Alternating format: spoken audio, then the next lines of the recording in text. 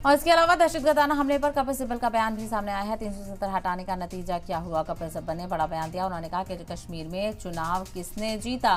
कश्मीर में आजादी के नारे लग रहे हैं। कश्मीर पर बार बार झूठ बोल रही है सरकार। तो यहाँ पर कपिल सिब्बल ने अपने रद्द-ए-अमल का इजहार किया है और कश्मीर में हो रहे लगातार हमलों को लेकर कहा गया है कि ये 370 हटाने का नतीजा क्या हुआ है। आप देख सकते हैं कश्मीर में चुनाव किसने जीता ये भी यहाँ कहा गया और कश्मीर में आज़ादी के नारे लग रहे हैं।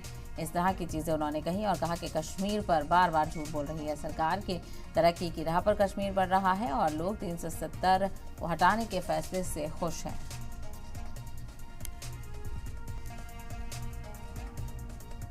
5 अगस्त 2019 में इन्होंने 370 हटा दिया। चलिए हटा दिया, उसका नतीजा क्या हुआ? उसका क्या नतीजा हुआ मालूम है? आज के दिन क्या हो रहा? अभी इलेक्शन किसने जीता? उमर अब्दुल्ला किससे हारे? और वहां नारे क्या लगे? आजादी के नारे लगे।